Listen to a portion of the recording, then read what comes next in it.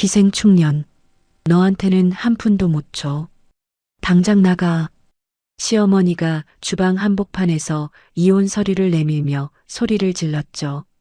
남편이 판사 임용장을 받아온 바로 그날 저녁이었습니다. 7년 동안 숯불 연기를 마시며 새벽부터 밤까지 주방에 서 있던 며느리한테 고졸 주방대기라며 빈손으로 나가라고 했습니다. 앞치마도 못 벗은 채 뒷문으로 쫓겨나서 쏟아지는 비를 그대로 맞아야 했죠. 시어머니는 저한테 큰 실수를 한 거예요. 제가 어떤 사람인지도 모르고요. 시댁은 그대로 파산했고 시어머니 핸드폰에는 부재중 전화 59통이 쌓였습니다. 제가 어떤 사람인지 궁금하시다고요? 왜 핸드폰에 59통의 전화가 쌓였냐고요? 궁금하시죠? 어떤 일이 있었는지 바로 들려드릴게요. 안녕하세요. 오늘 사연 시청자 여러분. 자, 그럼 거두절미하고 이현우 씨 사연 지금 바로 시작합니다. 숯불 연기가 천장까지 자욱하게 피어오르는 저녁 7시, 저는 여느 때처럼 갈비 양념통을 들고 주방 한가운데 서 있었습니다. 손목에 붙은 고기 기름을 앞치마에 문지르며 다음 주문표를 확인하려는 순간 주방 뒷문이 벌컥 열렸습니다. 시어머니 심영애가 핸드백을 팔에 걸고 성큼성큼 들어왔습니다. 평소에도 주방엔 발도 들이지 않던 분이 오늘따라 입꼬리를 올리며 저를 똑바로 쳐다봤습니다. 연우야. 심영애가 핸드백에서 서류 봉투를 꺼내며 주방 조리대 위에 탁 내려놓았습니다. 도장 찍어. 오늘 안으로. 저는 양념통을 내려놓고 서류를 펼쳐봤습니다. 이혼 합의서였습니다. 남편 백태준의 도장은 이미 찍혀 있었고 제 칸만 비어 있었습니다. 어머니, 이게 갑자기 무슨... 갑자기는 무슨 갑자기... 태준이가 오늘 판사 임용장 받아왔어. 심영애가 손톱으로 서류를 톡톡 두드리며 말했습니다. 이제 우리 태준이 앞길이 창창한데 고졸 주방대기가 판사 사모님이라고 돌아다니면 꼴이 뭐가 되겠어. 어머니, 저는 7년을 여기서... 7년? 그래, 7년 동안 밥 얻어먹고 지붕 아래서 잠잤으면 됐잖아. 더 뭘 바라는 거야? 심영애가 제 앞치마 끈을 손가락으로 튕기며 코웃음을 쳤습니다. 기생충년이 무슨 재산 분할이니 위자료니 그런 헛소리는 입 밖에도 꺼내지 마. 너한테는 한 푼도 못 줘. 주방 직원들이 하나둘 손을 멈추고 저를 쳐다봤습니다. 김 과장이 고개를 돌렸고 막내 알바생은 입을 가린 채 눈을 피했습니다. 저는 7년 동안 이 주방에서 새벽 5시부터 밤 11시까지 숯불 앞에 서며 살았습니다. 손등에는 화상 자국이 겹겹이 쌓여 있었고 폐에는 연기가 배어 있었습니다. 어머니, 태준 씨한테 직접 들을게요. 전화 한 통만. 전화는 무슨 전화야? 심영애가 제 손에서 핸드폰을 낚아채 앞치마 주머니째 뒤로 던졌습니다. 태준이가 너 같은 년한테 할 말이 뭐가 있어. 나가. 지금 당장 나가. 심영애가 제 어깨를 밀었습니다. 저는 뒤로 비틀거리며 조리대 모서리에 등을 부딪혔습니다. 앞치마 벗을 시간도 없어. 그냥 그 꼴로 나가. 심영애가 주방 뒷문을 벌컥 열었습니다. 문 밖으로 빗줄기가 쏟아지고 있었습니다. 저는 고무장갑도 못 벗은 채 기름때가 묻은 앞치마를 두른 채로 빗속으로 밀려났습니다. 쾅! 철문이 등 뒤에서 닫혔습니다. 자물쇠 돌아가는 소리가 빗소리 사이로 또렷하게 들렸습니다. 빗물이 머리카락을 타고 흘러내려 눈앞을 가렸습니다. 저는 처마라도 있는 곳을 찾아 주차장 쪽으로 걸음을 옮겼습니다. 그때 검은색 외제차 한 대가 주차장 입구에 멈춰 섰습니다. 운전석 문이 열리고 남편 백태준이 내렸습니다. 조수석에서는 긴 머리를 찰랑거리며 윤지아가 백태준의 팔을 잡고 나왔습니다. 백태준이 우산을 펼치며 저를 발견했습니다. 비에 흠뻑 젖은 앞치마 차림의 저를 위에서 아래로 훑어본 뒤 입꼬리를 비틀었습니다. 아, 아직 안 갔어? 백태준이 양복 안주머니에서 서류를 꺼내 흔들었습니다. 엄마한테 들었지. 도장 안 찍으면 너만 귀찮아져. 위자료 같은 헛수고는 하지 마. 윤지아가 백태준의 팔에 매달린 채 저를 올려다봤습니다. 코끝을 찡그리더니 명품 지갑을 열어 수표 몇 장을 꺼냈습니다. 이거면 되지 않을까? 불쌍해서 주는 거야. 윤지아가 수표를 제 발밑에 던졌습니다. 빗물에 젖은 아스팔트 위로 수표가 떨어져 금세 물을 먹었습니다. 두 사람은 우산 하나에 나란히 들어가 식당 정문 쪽으로 걸어갔습니다. 시어머니가 기다리고 있을 BVIP 룸으로요. 저는 차가운 아스팔트 위에 주저앉았습니다. 무릎이 무릉덩이에 닿았고 앞치마에서 고기 기름 냄새가 빗물과 섞여 올라왔습니다. 고개를 들어 식당 건물을 올려다봤습니다. 3층짜리 건물, 빗속에서도 환하게 불이 켜진 그 건물. 저 건물은 7년 전 부모님이 교통사고로 돌아가시며 남긴 사망보험금으로 제가 매입한 겁니다. 등기부등본에 찍힌 이름은 이연우. 시어머니는 제 배려로 임대료 한 푼 안 내고 7년간 장사해온 것뿐이었습니다. 그리고 내일, 바로 내일이 시어머니가 식당 확장을 위해 제 건물을 담보로 잡혀 빌린 수십억 대출의 만기 연장일이었습니다. 제가 도장을 찍지 않으면 연장은 불가능합니다. 저는 젖은 머리카락을 귀 뒤로 넘기고 천천히 일어섰습니다. 더 이상 헌신적인 아내가 아니라 이 건물의 주인으로서 모든 권리를 되찾기로 했습니다. 저는 수표를 밟고 지나가며 빗속을 걸어나갔습니다. 뜬 눈으로 밤을 지새웠습니다. 허름한 모텔방 천장의 얼룩을 세다 보니 어느새 아침 8시가 됐습니다. 간밤에 빗속을 걸어 찾아 들어온 이 방은 곰팡이 냄새가 배어 있었고 젖은 앞치마는 욕실 수건거리에 아직도 물을 뚝뚝 흘리고 있었습니다. 똑똑똑 노크 소리가 울렸습니다. 문을 열자마자 검은 양복을 입은 남자 둘이 명함을 내밀었습니다. 이연우 씨 맞으시죠? 윤앤파트너스 법무법인 소속 변호사입니다. 제가 대답도 하기 전에 두 사람은 문을 밀고 방 안으로 들어왔습니다. 뒤따라 시어머니 심영애가 큼직한 쓰레기 봉투 2개를 질질 끌며 나타났습니다. 어머니, 이 시간에 어떻게? 내 짐이야. 내 방에 있던 거 다 쓸어 담아왔어. 심영애가 쓰레기 봉투를 모텔 바닥에 내동댕이 쳤습니다. 변호사 한 명이 서류 파일을 펼쳐 침대 위에 놓았습니다. 재산분할 포기각서와 이혼 합의서입니다. 여기와 여기에 서명하시면 됩니다. 제가 왜 이걸 서명해야 하는 건지 설명 좀 해주세요. 서명 안 하시면요. 변호사가 안경을 밀어 올리며 말했습니다. 백태준 판사님 측에서 식당 자금 횡령 혐의로 형사 고소 진행합니다. 7년간 카운터 관리하셨으니까 근거는 충분하고요. 저는 침대 모서리에 손을 짚었습니다. 손끝이 미세하게 떨렸지만 내색하지 않았습니다. 그때 변호사의 핸드폰에서 스피커폰이 켜졌습니다. 백태준의 목소리가 흘러나왔습니다. 연우야, 나 바쁘니까 짧게 말할게. 나 이제 법을 다루는 사람이야. 얌전히 도장 찍고 깔끔하게 끝내자. 괜히 시간 끌면 너만 힘들어. 저는 스피커폰을 내려다봤습니다. 7년 동안 새벽마다 도시락을 싸주던 남자의 목소리가 저렇게 차가울 수 있다는 게 믿기지 않았습니다. 태준 씨, 직접 와서 얘기하면 안 돼요? 내가 왜 거기까지 가? 변호사님들이 다 설명해 줄 테니까 도장만 찍어. 툭! 전화가 끊겼습니다.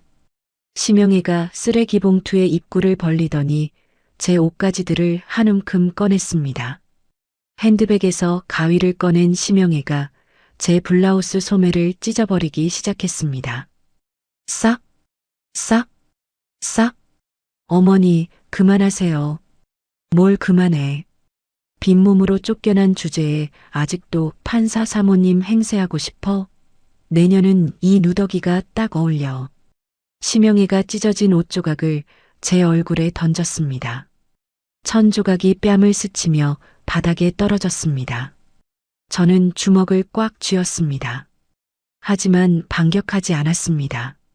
대신 아까부터 침대 머리맡에 세워둔 스마트폰의 녹음 버튼이 돌아가고 있는지 눈으로 확인했습니다. 빨간 불이 깜빡이고 있었습니다. 심영애가 나머지 옷가지들까지 전부 가위로 난도질했습니다. 변호사 2명은 팔짱을 끼고 벽에 기대선 채 구경만 했습니다. 어머니, 됐으니까 이제 가시죠. 심영애가 가위를 핸드백에 넣으며 저를 내려다봤습니다. 내일까지 도장 안 찍으면 태준이가 직접 고소장 넣는다. 알아서 해. 심영애가 코를 킁하고 풀며 문을 열고 나갔습니다. 변호사들도 명함을 침대 위에 놓고 뒤따랐습니다. 문이 닫혔습니다. 저는 엉망이 된 방 한가운데 서서 입술 안쪽을 깨물었습니다. 피맛이 혀끝에 번졌습니다. 손등으로 입술을 닦아내고 바닥에 흩어진 옷 조각들 사이를 뒤졌습니다. 쓰레기 봉투 바닥에서 서류 봉투 하나가 나왔습니다. 저는 봉투를 열어 안의 서류를 확인했습니다. 건물 등기권리증, 그리고 7년간 단 한 푼도 받지 못한 제 임금체불 증빙 서류. 심영애가 제 방에 있던 걸 무작정 쓸어 담으면서 이것까지 같이 가져온 겁니다. 저는 찢어진 재킷 안주머니를 뒤졌습니다. 손가락 끝에 차가운 금속이 닿았습니다. USB 하나. 7년간 카운터를 보며 꼼꼼히 기록해둔 시어머니의 현금 매출 누락분, 이중장부 전체가 이 안에 들어 있었습니다. 저는 USB를 꽉 쥐고 노트북을 열었습니다. 노동청 홈페이지에 접속해 7년치 밀린 임금과 퇴직금 체불 진정서를 작성하기 시작했습니다. 손가락이 자판을 두드리는 동안 떨림은 이미 멈춰 있었습니다. 접수 완료 버튼을 누른 뒤 저는 가방을 챙겼습니다. 은행 VIP 창구는 9시에 문을 엽니다. 시간이 얼마 남지 않았습니다. 은행 정문이 열리자마자 저는 VIP 창구로 걸어 들어갔습니다. 젖어서 구겨진 옷차림이었지만 손에 쥔 등기권리증과 신분증이 저의 자격을 증명해 줄 터였습니다.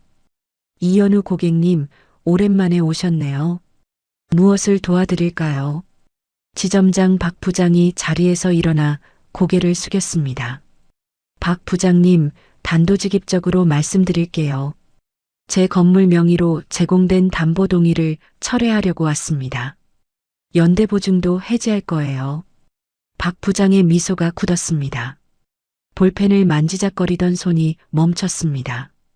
고객님, 그 담보가 빠지면 심영애 대표님 사업체 대출이 오늘자로 만기 연장이 안 됩니다. 수십억 원금을 즉시 상환하셔야 하는 상황이 되는데요. 알고 있습니다. 그러면 사실상 부도 처리가 될 수도 있습니다. 하루만 유예를 두시고 당사자끼리 대화를 먼저. 유예 없습니다. 저는 등기권리증을 창구 위에 놓았습니다. 오늘 안으로 담보 제공동의 철회서와 연대보증 해지 확약서 처리해 주세요. 박 부장이 잠시 저를 바라봤습니다.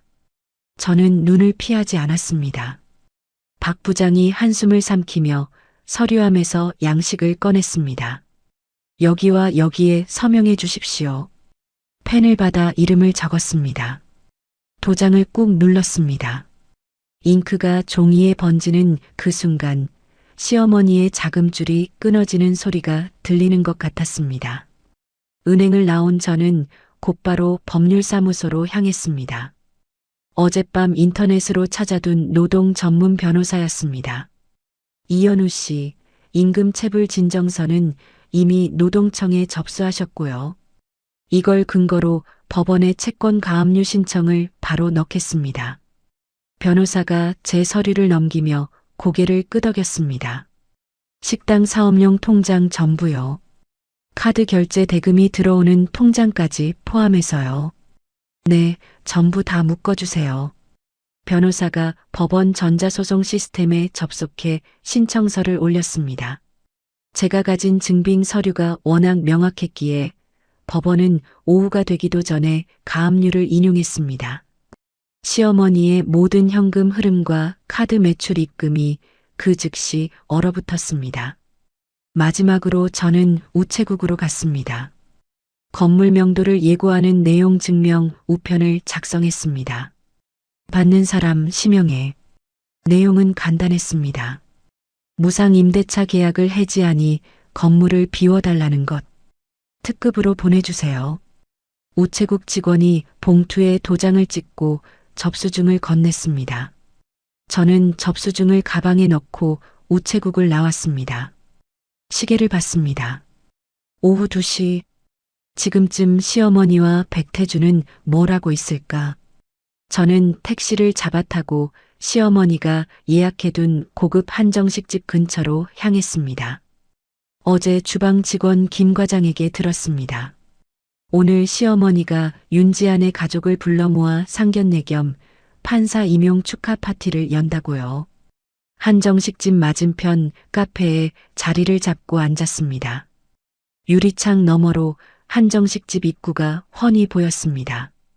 오후 4시 정각. 저는 아메리카노를 한 모금 마시며 한정식집 쪽을 지켜봤습니다. 은행 시스템이 자동으로 문자를 보낼 시간이었습니다. 담보 부족으로 대출 만기 연장 불가, 수십억 원금 즉시 상환하라는 독촉 문자. 5분이 지났을까? 한정식집 안에서 소란이 일었습니다. 유리문 너머로 심영애가 핸드폰을 귀에 대고 벌떡 일어서는 모습이 보였습니다. 얼굴이 하얗게 질려 있었습니다. 심영애가 테이블을 박차고 밖으로 뛰쳐나왔습니다. 현관 앞에서 누군가에게 전화를 걸며 소리를 질렀습니다. 목소리까지는 들리지 않았지만 입모양과 몸짓만으로도 충분했습니다. 잠시 후 백태준도 나왔습니다. 핸드폰 화면을 보며 얼굴이 굳어 있었습니다. 건물명도 내용 증명 알림을 확인한 모양이었습니다. 백태준이 머리카락을 쥐어뜯으며 심영애에게 뭐라고 소리쳤습니다. 윤지아의 가족들이 하나둘 밖으로 나와 눈치를 살폈습니다. 윤지아의 아버지가 인상을 찌푸리며 고개를 저었습니다. 저는 카페 유리창에 비친 제 얼굴을 봤습니다. 어젯밤 비를 맞으며 쫓겨나던 그 얼굴과 같은 얼굴이었지만 눈빛은 달랐습니다. 커피잔을 내려놓고 자리에서 일어섰습니다. 이제 시작이었습니다. 다음 날 오후 1시 시어머니의 식당 앞을 지나가는 길에 납품업체 트럭이 한 대도 보이지 않았습니다. 평소 이 시간이면 정육업체와 주류업체 차량이 뒷문 앞에 줄을 섰는데 주차장은 텅 비어 있었습니다. 통장이 묶이니 매일 현금 결제를 요구하던 납품업체들이 거래를 끊어버린 겁니다. 오후 3시쯤 법원 집행관 2명이 서류 가방을 들고 식당 정문으로 들어가는 모습을 멀찍이서 봤습니다. 제가 청구한 임금 체불 가압류 결정문을 들고 온 것이었습니다. 30분쯤 지나자 식당 안에서 심영애의 고함 소리가 길 건너까지 새어나왔습니다. 집행관들이 나온 뒤 저는 식당 유리문 너머를 슬쩍 들여다봤습니다. 카운터의 결제 단말기에 붉은색 딱지가 붙어 있었습니다. 홀 안쪽 냉장고와 숯불 화덕에도 마찬가지였습니다. 고기를 구울 숯도 없고 식재료도 끊기고 손님이 카드를 내밀어도 결제할 기계마저 막혀버린 식당. 저녁 6시가 되자 심영애의 갈비집은 셔터를 내렸습니다. 3층 건물 전체에 불이 꺼졌습니다. 7년 동안 단 하루도 쉬지 않던 그 식당이 하루아침에 멈춰 선 겁니다. 저는 모텔로 돌아와 침대에 앉았습니다. 핸드폰 전원을 켜자마자 알림이 쏟아졌습니다. 부재중 전화 12통. 심영애. 저는 핸드폰을 무음으로 돌려놓고 침대 위에 내려놓았습니다. 화면이 밝아졌다 꺼졌다를 반복했습니다. 심영애, 심영애, 심영애. 이름이 뜰 때마다 저는 천장만 바라봤습니다. 1시간이 지나자 부재중 전화는 27통이 됐습니다. 음성 메시지 알림도 쌓이기 시작했습니다. 저는 하나만 재생해 봤습니다. 연우야, 나야. 어머니야. 전화 좀 받아. 어머니가 잠깐 미쳤었나 봐. 응? 전화 좀 받아, 제발. 목소리가 갈라져 있었습니다. 어제까지 저를 기생충이라 부르던 그 입에서 제발이라는 단어가 나왔습니다. 저는 음성 메시지를 삭제하고 핸드폰을 뒤집어 놓았습니다. 저녁이 되자 부재중 전화는 43통을 넘겼습니다. 백태준에게서도 전화가 오기 시작했습니다. 저는 받지 않았습니다. 밤 10시, 부재중 전화 59통, 음성 메시지 14개, 문자 메시지 8개, 문자 하나를 열어봤습니다. 연우야, 엄마가 잘못했어. 제발 전화만 한번 받아줘. 은행에서 돈 갚으래. 나 어떡해? 저는 문자창을 닫았습니다. 다음 날 오전 변호사에게서 연락이 왔습니다. 이연우 씨, 백태준 측 변호사들이 법원에 가압류 이의 신청을 냈는데요. 기각됐습니다. 건물 소유권도 명확하고 임금 체불 증거도 확실하니까 뒤집을 방법이 없어요. 감사합니다. 참, 그리고 윤지아 측 변호사들이 은행 본점에도 항의를 넣었다고 하는데 은행에서도 담보 철회는 소유자의 정당한 권리라고 일축했답니다. 법으로 안 되니까 로펌 인맥을 동원했고 그것도 안 됐다는 뜻이었습니다. 저는 전화를 끊고 창밖을 봤습니다. 오후가 되자 저는 택시를 타고 식당으로 향했습니다. 경호업체에서 파견 나온 직원 2명이 로비에서 저를 기다리고 있었습니다. 식당 주차장에 도착하니 셔터가 내려진 건물 앞에 심영애가 쪼그리고 앉아 있었습니다. 코트 깃을 세운 채 핸드폰을 쥐고 있었습니다. 아마 또 제게 전화를 걸려던 참이었을 겁니다. 저를 발견한 심영애의 눈이 커졌습니다. 벌떡 일어나더니 저를 향해 뛰어왔습니다. 연우야. 경호원이 앞을 막아섰지만 심영애는 옆으로 비집고 들어와 제 바지가랑이를 움켜잡았습니다. 무릎이 아스팔트에 닿으며 스타킹이 찢어졌습니다. 연우야, 어머니가 잘못했어. 응? 어머니가 미쳤었어. 은행에서 돈 갚으라고 하는데 납품업체에서 빚 내놓으라고 하는데 어머니 어떡하면 좋겠어. 심영애의 손톱이 제 바지 천에 파고들었습니다. 이틀 전 저를 밀쳐내던 그 손이었습니다. 저는 심영애의 손을 잡고 천천히 떼어냈습니다. 손가락 하나하나를 풀어내며 한 발 뒤로 물러섰습니다. 어머니, 저는 경호원 뒤에서 검은 쓰레기 봉투 2개를 가져오게 했습니다. 이틀 전 심영애가 모텔방에 던져놓고 간 바로 그 봉투였습니다. 저는 그것을 심영애의 발밑에 똑같이 내려놓았습니다. 명도 소송 들어가기 전에 건물 비워주세요. 제 건물이니까요. 심영애의 입이 벌어졌다 닫혔습니다. 눈에서 물이 흘렀습니다. 연우야, 이럴 수 있어? 7년을 같이 살았는데 어머니한테 이럴 수 있냐고. 어머니가 먼저 그러셨잖아요. 저는 돌아섰습니다. 심영애의 울음소리가 등 뒤로 쫓아왔지만 저는 걸음을 멈추지 않았습니다. 식당 영업이 멈춘 지 3일째 되던 날 아침에 눈을 뜨자마자 핸드폰 알림이 미친 듯이 울렸습니다. 포털 사이트 뉴스 알림이었습니다. 판사 남편 임용 직후 시댁 재산 탈취에 도망간 악질 며느리의 실체. 기사를 눌러봤습니다. 제 이름은 없었지만 제 나이와 학력과 식당 위치까지 적혀 있어서 아는 사람이 보면 바로 알 수 있는 내용이었습니다. 고졸 출신 며느리가 시어머니의 식당 자금을 횡령하고 건물까지 빼돌려 도주했다는 내용이었습니다. 사실과 정반대였습니다. 기사 아래 댓글이 이미 수백 개 달려 있었습니다. 차마 읽을 수 없는 욕설과 저주가 가득했습니다. 같은 내용의 기사가 다른 매체 이름으로 5개, 10개, 15개 쏟아졌습니다. 제목만 조금씩 바꿔가며 같은 이야기를 반복하고 있었습니다. 윤지아의 로펌이 돈을 뿌린 게 분명했습니다. 오전 10시쯤 오피스텔 로비에서 소란이 일었습니다. 경비실 전화가 울렸습니다. 이현우 씨, 기자라는 분들이 로비에 6명쯤 와 계신데요. 저는 현관문 잠금을 확인하고 커튼 틈으로 아래를 내려다봤습니다. 카메라를 든 남자들이 로비 출입구를 막고 서 있었습니다. 점심때쯤 초인종이 울렸습니다. 열지 않았습니다. 이현우 씨, 잠깐만 인터뷰 좀 하시죠. 횡령 의혹에 대해 한마디만. 문 밖에서 고함이 들렸습니다. 플래시 빛이 도어락 틈새로 번쩍였습니다. 핸드폰이 또 울렸습니다. 모르는 번호였습니다. 받지 않았는데 문자가 왔습니다. 이현우 씨, 인터넷 매체 기자입니다. 시어머니 심영애 씨 측 주장에 대해 반론 기회 드리고 싶은데요.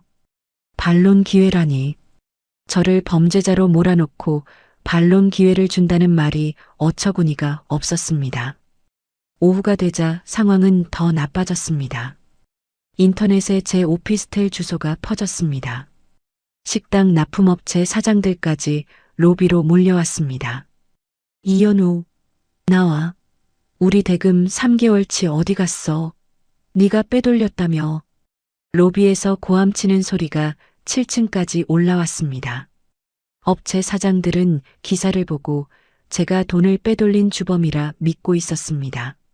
저녁 무렵 익명번호로 문자가 하나 더 왔습니다. 법조계 인맥과 여론, 둘 다 내 손에 있어. 재산 다 뺏기고 싶지 않으면 각서에 도장 찍어. 백태준이었습니다. 문체를 바꿨지만 저는 알 수 있었습니다. 법을 다루는 사람이 법 밖의 방법을 쓰고 있었습니다. 밤이 됐습니다. 기자들은 로비에서 물러가지 않았습니다. 커튼을 치고 불을 끈 방 안에서 저는 무릎을 끌어안고 한참을 앉아 있었습니다. 가슴이 답답했습니다. 숨이 짧아졌습니다.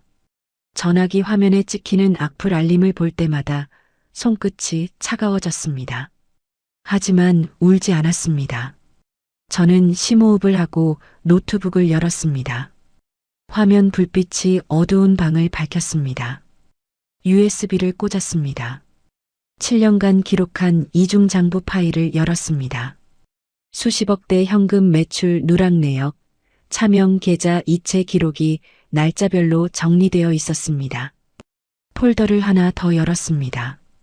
이 USB에는 이중장부만 들어있는 게 아니었습니다.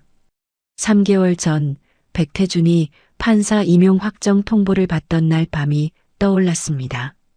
윤지아의 아버지가 고급 식당에서 저녁을 샀고 저는 그 자리에 남편의 아내로서 억지로 끌려갔습니다. 화장실을 핑계로 자리를 비운 사이 핸드백 안 녹음기의 버튼을 눌렀습니다. 윤지아의 아버지가 백태준에게 외제차 키를 건네며 앞으로 잘 부탁한다고 말하던 목소리가 고스란히 담겨 있었습니다. 그날 밤 집에 돌아와 차량 양도 증명서를 남편 서류함에서 찾아 사진을 찍어뒀고 그 파일도 이 USB에 넣어놨습니다. 저는 인터넷 찌라시가 아닌 지상파 방송국 탐사보도팀의 제보 이메일 주소를 검색했습니다. 첨부 파일을 하나하나 올렸습니다. 이중장부 원본, 외제차 양도 증명서 사진, 녹취 파일. 마지막으로 제보 내용을 적었습니다. 짧고 담담하게 사실만 적었습니다. 전송 버튼 위에 커서를 올려놓고 잠시 멈췄습니다. 이걸 누르면 돌이킬 수 없었습니다. 저는 버튼을 눌렀습니다. 전송 완료. 노트북을 닫고 커튼 틈으로 밖을 내다봤습니다. 로비 앞에 아직 카메라 불빛이 보였습니다. 저들은 아직 모릅니다. 내일이면 그 카메라가 누구를 향하게 될지. 다음 날 아침 저는 변호사에게 전화를 걸었습니다. 선생님, 로비에 기자들이 무단으로 들어와서 나갈 수가 없어요. 주거침입이랑 업무방해로 신고 넣어주세요. 1시간 뒤 경찰이 도착했습니다. 로비를 점거하고 있던 기자들은 경찰의 퇴거 명령에 카메라를 끄고 하나둘 빠져나갔습니다. 저는 마스크를 쓰고 오피스텔을 나섰습니다. 택시를 타고 향한 곳은 국세청 특별세무조사팀이었습니다. 접수 창구에서 번호표를 뽑고 기다렸습니다. 제 차례가 오자 담당 조사관 앞에 앉았습니다. 무엇 때문에 오셨습니까? 탈세 제보하러 왔습니다. 저는 가방에서 USB와 출력물을 꺼냈습니다. 7년치 이중장부 원본, 현금 매출 누락 내역, 차명 계좌 거래 기록. 조사관이 서류를 넘기며 눈이 점점 커졌습니다. 이거 금액이 상당한데요. 본인이 직접 작성하신 겁니까? 네. 7년간 카운터에서 일하면서 매일 기록했습니다. 날짜별로 실제 매출과 신고 매출 차이를 전부 정리해뒀어요. 조사관이 동료를 불렀습니다. 두 사람이 서류를 번갈아 보며 고개를 끄덕였습니다. 접수하겠습니다. 조사 착수까지 시일이 좀 걸릴 수 있는데 이 정도 자료면 빠르게 진행될 겁니다. 국세청을 나온 저는 다음 약속 장소로 향했습니다. 시내 한복판의 커피숍 구석 자리에 지상파 방송국 탐사보도팀 기자가 먼저 와 있었습니다. 이현우 씨 맞으시죠? 어젯밤 보내주신 자료 확인했습니다. 기자가 노트북을 열어 화면을 보여줬습니다. 제가 보낸 파일들이 폴더별로 정리되어 있었습니다. 솔직히 말씀드리면 저희도 처음엔 인터넷에 도는 기사 보고 이현우 씨가 가해자인 줄 알았어요. 그런데 자료를 열어보니까 완전히 반대더라고요. 그 외제차 양도 증명서도 확인하셨어요? 네. 유넨파트너스 로펌 대표 명의로 초임 판사한테 수천만 원짜리 차를 넘긴 기록이 선명합니다. 녹취록도 들어봤는데 대놓고 편에 봐달라는 얘기가 나와요. 기자가 펜을 돌리며 저를 봤습니다. 이현우 씨, 이거 오늘 밤 9시 뉴스에 단독으로 내보내도 되겠습니까? 네. 보내주세요. 신원보호 원하시면 익명 처리도 가능합니다. 실명으로 해주세요. 숨을 이유가 없으니까요. 기자가 고개를 끄덕이며 노트북을 닫았습니다. 저는 커피숍을 나와 오피스텔로 돌아왔습니다. 커튼을 치고 텔레비전을 켰습니다. 시계가 밤 9시를 가리킬 때까지 저는 소파에 앉아 움직이지 않았습니다. 9시 뉴스 오프닝 음악이 흘렀습니다. 앵커가 첫 번째 소식을 전했습니다. 초임 판사와 대형 로펌 간의 유착 비리, 그리고 판사 일가의 수십억대 조세 포탈 의혹이 저희 취재진의 단독 보도로 확인됐습니다. 화면이 바뀌었습니다. 백태준이 누군가에게서 차키를 건네받는 모습이 나왔습니다. 로펌 사무실 앞 주차장에서 찍힌 영상이었습니다. 다음 화면에는 시어머니의 식당 카운터 뒤편 금고에서 현금 다발을 사과상자에 옮겨 담는 장면이 나왔습니다. 제가 7년간 매일 그 자리에서 본 광경이었습니다. 앵커의 목소리가 이어졌습니다. 해당 판사의 배우자였던 제보자는 7년간 식당에서 근무하며 이중장부를 직접 기록한 것으로 확인됐으며 최근 인터넷 매체들을 통해 유포된 횡령 의혹 기사는 사실과 반대인 것으로 드러났습니다. 저는 텔레비전 앞에서 두 손을 무릎 위에 올려놓고 가만히 화면을 봤습니다. 방송이 나간 직후 포털 사이트 실시간 검색어에 백태준과 심영애의 이름이 올랐습니다. 아까까지 저를 욕하던 댓글창이 순식간에 뒤집혔습니다. 저를 비난하던 기사들이 하나씩 삭제되기 시작했습니다. 밤 11시 뉴스 속보 자막이 떴습니다. 윤앤파트너스 대표 딸 윤지아와 백태준 판사 간 파혼 선언. 로펌 측 공식 입장문 발표. 윤지아의 아버지가 칼같이 손을 끊었습니다. 등에 불이 붙으니까 꼬리 자르기를 한 겁니다. 자정이 넘어 한 가지 소식이 더 들어왔습니다. 윤지아가 이날 밤 비행기를 타고 해외로 출국했다는 뉴스였습니다. 백태준의 전화를 차단한 채로요. 새벽 1시 마지막 속보가 떴습니다. 대법원 감사실, 백태준 판사 대기 발령 조치, 강도 높은 감찰 조사 착수. 저는 텔레비전을 끄고 어둠 속에서 천장을 올려다봤습니다. 가슴 안쪽에서 뜨거운 것이 차올랐습니다. 입꼬리가 떨리며 올라갔습니다. 저는 이불을 끌어올리고 눈을 감았습니다. 내일이면 국세청이 움직일 겁니다. 뉴스가 전국에 방영된 다음 날 아침 텔레비전을 켜자마자 속보 화면이 떠 있었습니다. 국세청 특별세무조사팀 심영애 자택 및 관련 장소 압수수색 착수. 화면에는 국세청 조사관들이 시어머니의 아파트 현관문을 열고 들어가는 장면이 찍혀 있었습니다. 골판지 상자를 들고 나오는 조사관들의 손에 서류 뭉치와 통장이 잔뜩 들려 있었습니다. 오후 뉴스에서 추가 보도가 나왔습니다. 이중장부의 내용이 모두 사실로 확인되었으며 심영애 대표에게는 수십억 원대의 징벌적 가산세를 포함한 추징금이 부과될 예정입니다. 세금을 낼 돈이 없었습니다. 은행 대출 원금 상환도 못하고 있는 판에 세금 폭탄까지 맞은 겁니다.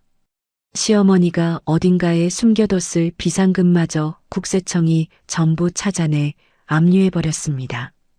이틀 뒤 뉴스 화면에 백태준의 얼굴이 잡혔습니다. 대법원 징계위원회 건물 앞이었습니다. 기자들의 플래시가 터지는 가운데 백태준이 고개를 푹 숙인 채 건물 안으로 들어가고 있었습니다. 임용장을 받던 날의 당당한 어깨는 어디에도 없었습니다. 같은 날 저녁 경찰이 백태준의 뇌물수수 혐의에 대해 정식 수사로 전환한다는 발표를 했습니다. 구속영장이 청구됐습니다. 다음 날 새벽 뉴스에 백태준이 다시 나왔습니다. 이번에는 수갑을 찬 채 경찰서 유치장으로 들어가는 뒷모습이었습니다. 법을 다루는 사람이라며 으름장을 놓던 그 남자가 자기가 심판하던 피의자들과 같은 곳에 갇힌 겁니다. 그로부터 며칠 뒤 오전 변호사에게서 전화가 왔습니다. 이현우 씨, 심영애 씨와 백태준 씨가 오피스텔로 찾아온다는 연락을 받았어요. 만나실 겁니까? 로비까지만 들이세요. 위로는 올려보내지 마세요. 저는 엘리베이터를 타고 1층으로 내려갔습니다. 로비 소파 앞에 두 사람이 서 있었습니다. 심영애는 며칠 새 10년은 늙어 보였습니다. 화장기 없는 얼굴에 입술이 바짝 말라 있었고 코트는 구겨질 대로 구겨져 있었습니다. 백태준은 보석으로 나온 모양이었습니다. 양복 대신 낡은 점퍼를 걸치고 있었고 눈 밑에 시커먼 그늘이 내려앉아 있었습니다. 저를 발견한 심영애가 무릎부터 꺾었습니다. 로비 타일 바닥에 이마를 찧었습니다. 연우야. 쿵, 쿵, 쿵. 이마가 바닥에 부딪히는 소리가 로비에 울렸습니다. 국세청 고발 취하해줘. 제발. 어머니가 잘못했어. 어머니가 미쳤었어. 내 발밑에서 평생 빌면서 살 테니까 제발 한 번만. 심영애의 콧물과 눈물이 타일 위에 떨어졌습니다. 로비를 지나던 입주민 한 명이 기겁하며 돌아갔습니다. 백태준이 옆에서 무릎을 꿇었습니다. 떨리는 손으로 제 코트 자락을 잡았습니다. 연우야, 나 감옥에 가게 생겼어. 제발 법원에 탄원서 하나만 써줘. 내가 잘못했어. 내가 평생 내 밑에서 살게. 뭐든 할게. 저는 백태준의 손을 내려다봤습니다. 모텔 방에서 스피커폰으로 도장 찍으라고 명령하던 그 목소리의 주인이 지금 제 코트 자락을 붙잡고 평생을 운운하고 있었습니다. 저는 한 발 뒤로 물러서며 백태준의 손을 떼어냈습니다. 태준 씨. 백태준이 고개를 들었습니다. 핏발이 선 눈이 저를 올려다봤습니다. 주방대기한테 도장 찍으라고 했지. 얌전히 하라고 했지. 저는 가방에서 서류 봉투 2개를 꺼냈습니다. 여기 이혼 서류. 내가 작성한 거야. 그리고 이건 민사, 형사 손해배상 청구 소장. 저는 2 봉투를 백태준의 얼굴 앞에 떨어뜨렸습니다. 서류가 바닥에 펼쳐졌습니다. 어머니, 일어나세요. 심영애가 젖은 얼굴을 들었습니다. 7년 동안 제 건물에서 임대료 한 푼 안 내고 장사하셨고, 제 임금 한 푼 안 주셨고, 제 이름으로 대출까지 받으셨으면서 저한테 기생충이라고 하셨죠. 저는 심영애의 눈을 똑바로 내려다봤습니다. 그 기생충이 이 건물 주인이었어요. 어머니 목줄을 쥐고 있던 사람이 저였어요. 그걸 이제야 아신 거죠. 심영애의 입술이 파르르 떨렸습니다. 아무 말도 나오지 않는 모양이었습니다. 저는 경비원을 불렀습니다. 이분들 내보내주세요. 경비원 2명이 다가와 심영애의 팔을 잡아 일으켰습니다. 백태준도 바닥에서 끌려 올려졌습니다. 연우야, 연우야. 심영애가 끌려가며 소리쳤습니다. 백태준이 뒤돌아보며 입을 열었지만 경비원이 로비 문을 밀어 닫았습니다. 유리문 너머로 2 사람이 주차장 쪽으로 비틀거리며 걸어가는 모습이 보였습니다. 저는 돌아서서 엘리베이터 버튼을 눌렀습니다. 문이 열리고 안으로 들어섰습니다. 뒤를 돌아보지 않았습니다. 모든 진실이 밝혀지고 6개월이 흘렀습니다. 백태준은 대법원 징계위원회에서 최종 파면 결정을 받았습니다. 영원히 법복을 벗게 된 겁니다. 뇌물수수죄가 인정되어 징역형을 선고받았고 교도소로 들어갔습니다. 판사가 된 지 채 1달도 안 돼서 수감번호를 받은 셈이었습니다. 심영애는 조세포탈과 횡령 혐의가 전부 입증됐습니다. 실형을 선고받아 교도소 독방에 갇혔습니다. 평생을 빚더미와 후회 속에서 보내게 된 겁니다. 윤지아의 로펌도 무사하지 못했습니다. 불법 유착 수사가 확대되면서 경영권이 무너졌고 윤지아의 아버지는 변호사 자격 정지 처분을 받았습니다. 상류층 사교계에서 윤 씨 일가의 이름은 완전히 지워졌습니다. 저는 법원의 명도 소송에서 승소했습니다. 판결문을 받아든 날 곧바로 철거업체에 전화를 걸었습니다. 3층짜리 건물 안에 남아있던 시어머니의 흔적을 전부 드러냈습니다.